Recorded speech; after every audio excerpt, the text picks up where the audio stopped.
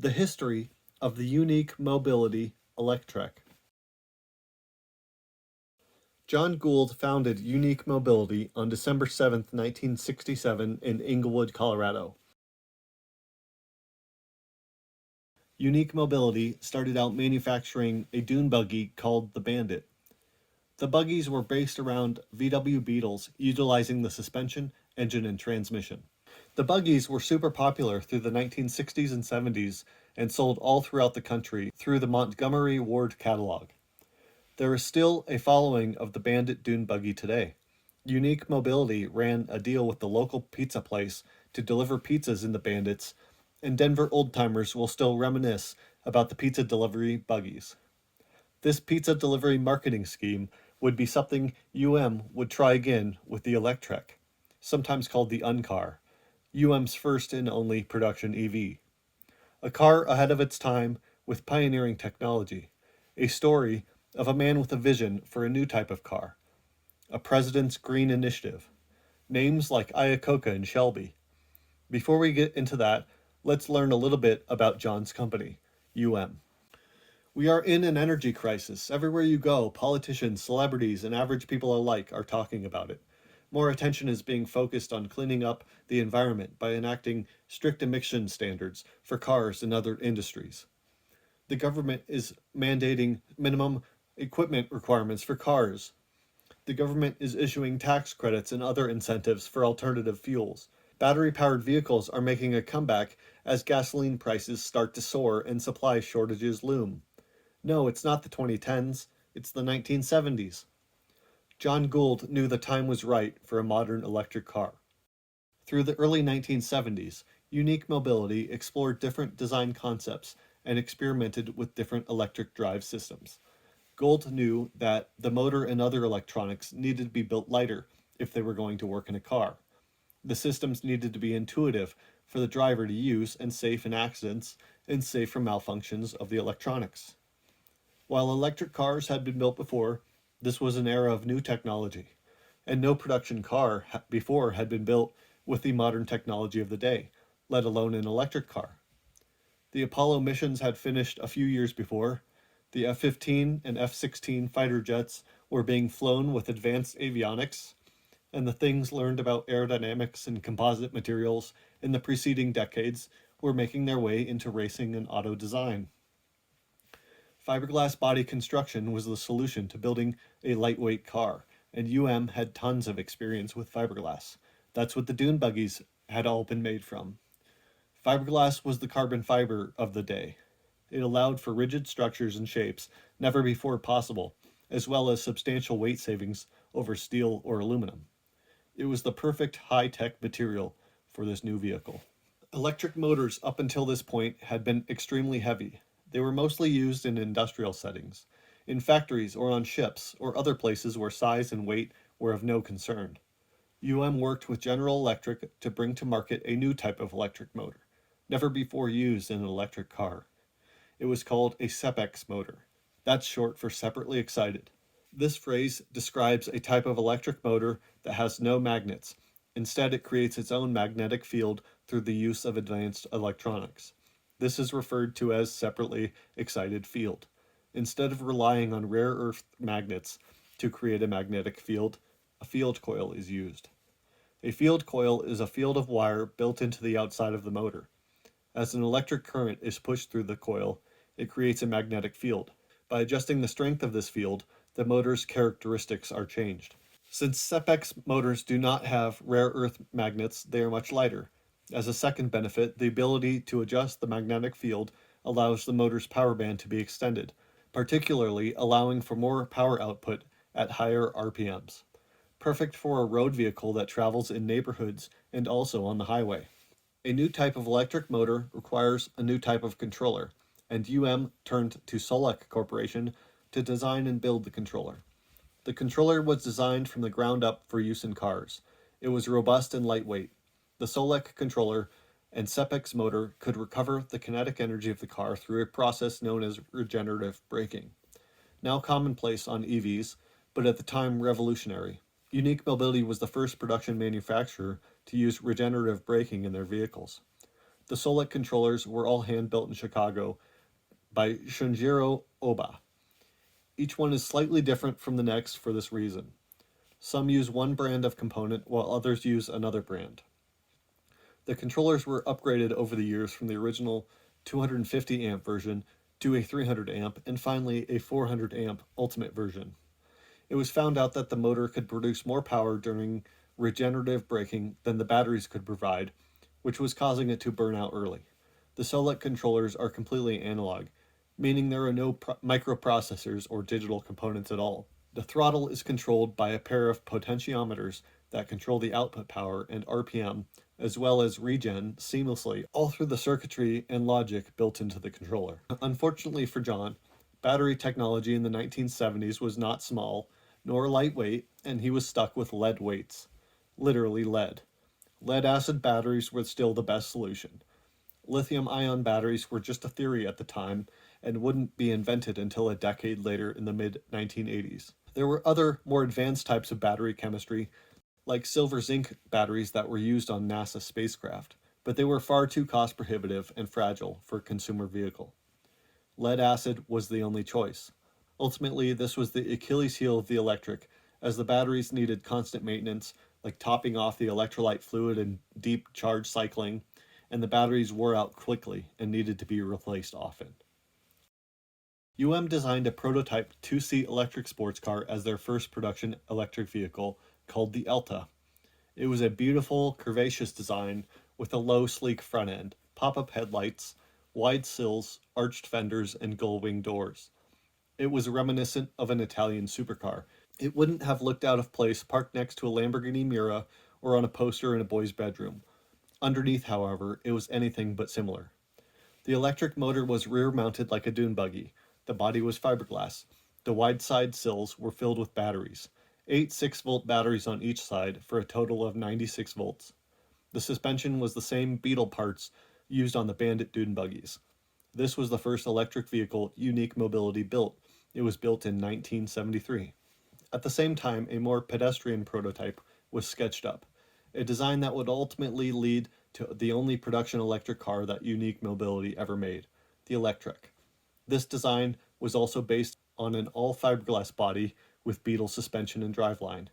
It had the motor in the rear as well, but the distinct difference in this design was that the batteries were located in a centrally mounted tunnel between the passenger seats. This design better utilized the space, allowing enough room for the rear seats and was thought to be much safer for the occupants in a crash. This design also had more conventional doors and headlights for a lower price point. During this time, there was a revolution happening in the rest of the auto industry. Front-wheel drive. Front-wheel drive cars were now being introduced, which, as much as car enthusiasts might like to gripe, led to cars becoming better packaged, more efficient on fuel and space, safer, lighter, and overall better. One of the leaders of this front-wheel drive revolution was the newly launched in 1973 Volkswagen Rabbit. Unique Mobility already had a relationship with Volkswagen and leaped at the opportunity to bring the latest technology to their EV concept. This was just the thing needed to bring the UM Electrek from paper into reality. The Rabbit's engineering was light years ahead of the Beetle, with modern independent coil suspension, disc brakes, 5-speed synchro-mesh transmission, rack and pinion steering, and alloy wheels. Best of all, it was affordable. John Gould worked out a deal between UM and Volkswagen to buy Rabbit parts in order to build his vision. Everything was lining up to be great. The Electrek design took heavily from the second prototype. The electric motor was moved from the rear of the vehicle to the front and mounted to the Rabbit's efficient and lightweight front-wheel drive transmission and suspension. Steel bulkheads and cross members were used to reinforce the fiberglass body in critical areas. The motor controller and other electronics were also moved to the front, freeing up space for rear seats and a trunk and serving to cool the controller. The batteries were again centrally mounted in a tunnel between the passenger seats. This allowed the batteries to move forward or backwards in the event of a crash and avoid the passengers. It also featured a rear hatch and a battery sled type device that allowed the batteries to be removed for maintenance. The body was constructed from several different body and chassis pieces that were assembled with adhesives and rivets. In 1977, President Jimmy Carter outlined a new national energy policy. The plan was designed to reduce pollution, reduce dependence on foreign sources of energy, incentivize conservation of energy resources, and raise taxes on oil and natural gas to more accurately reflect their real-world cost. Included in this plan was a tax rebate program for electric vehicles. This was Unique Mobility's secret weapon. This is how the Electrek could be affordable, through tax rebates. The design was born. John Gould recruited serious talent in the automotive industry. Lee Iacocca was an early investor, having bought a 12.2% share in Unique Mobility for $3.2 million. Later, he left GM in 1979 to join UM. The one and only Carroll Shelby joined the board of directors along with his partner Ray Geddes in 1981. Ray Geddes would go on to become the chairman and CEO of Unique Mobility. John Gould said about Carroll Shelby that he was the only person who could shift gear in the Electrek without using the clutch, and that Shelby wanted to build an electric car that could do 0 to 100 miles per hour and back to 0 in 10 seconds. That level of performance is possible for an electric car today, but was extremely optimistic in the 1980s to say the least. Is the Unique Mobility Electrek the forgotten Shelby car? What would a Shelby Electrek have looked like if it were made? Maybe it would look like this, blue and white Electrek owned by my friend Declan. The white paint with blue stripes is quintessentially Shelby, along with the classic rear window delete for weight reduction. What do you think? Is this an homage to Shelby? Leave a comment below. In 1979, the first EV production cars made by Unique Mobility were built and sold. They had a hefty price tag of nearly $25,000. Luckily, the government's tax rebate would cover up to 50% of the cost of the vehicle. However, $12,500 was a very large tax burden in the day, and only the affluent would owe that much in taxes anyway. So the Electrek was an expensive car, no matter how you sliced it. But of course, all its technology was cutting edge. No other electric car on the market could come close. Advertises having a 75-mile range, though the fine print stated that was an average speed of 35 miles an hour. The Electrek's range was far higher than any other electric car on the market. It also had a published top speed of 70 miles per hour. More than fast enough to cruise on the highways, the national speed limit of 55 miles per hour was still the law of the land. Though most owners say 70 is optimistic anyway, a top speed of 60 is more realistic. Seating for 4, AM/FM radio and cassette tape player, a sunroof, and alloy wheels rounded out the features list. That's where the luxuries ended. The car had no air conditioning at all and only rudimentary heating. The earliest electric models had no heater, only a small Gillette hairdryer mounted under the dash to defrost the windshield. Yes, you heard that right. It only had a hairdryer for heat. Later models included an electric water heating element and a small heater core for interior heating. But it used up the battery very quickly and could leave the driver stranded if they used it too much. The Electrek has a 5-speed manual transmission from the Mark I Volkswagen Rabbit. The long ratio version from a Rabbit diesel was chosen to better match the electric motor's power band and low-end torque.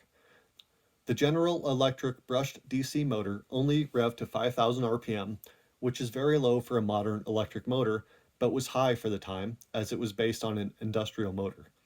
It was rated at 30 horsepower, or 22 kilowatts. At the nominal 96 volts, that is over 200 amps drawn from the battery. The front independent suspension and rear twist beam suspension, front disc and rear drum brakes, steering rack and pinion, steering wheel column, switches, alloy wheels, and even the starting key were all pulled from the Volkswagen Rabbit parts bin.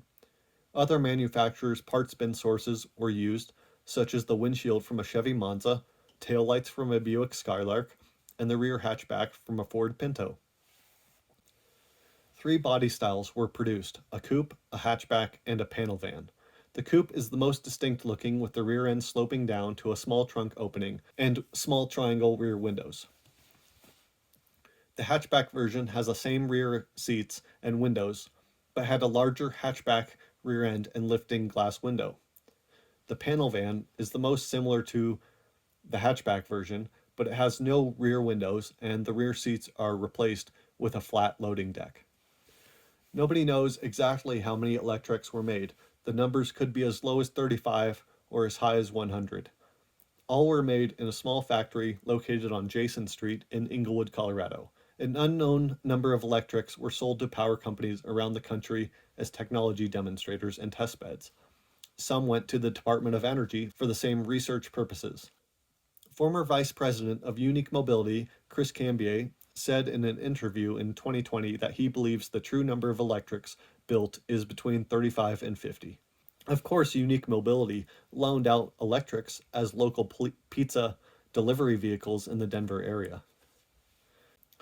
Notably, one Electrek was sold to Saskatchewan Power Corporation for testing in extreme cold and snow.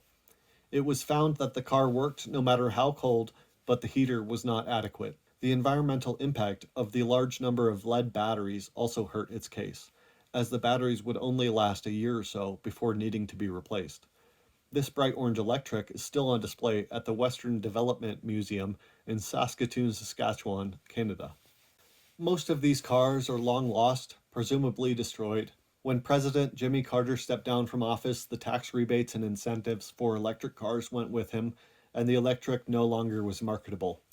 There are several that are still on the road to this day, and several more that have been uncovered by a small group of EV enthusiasts like me.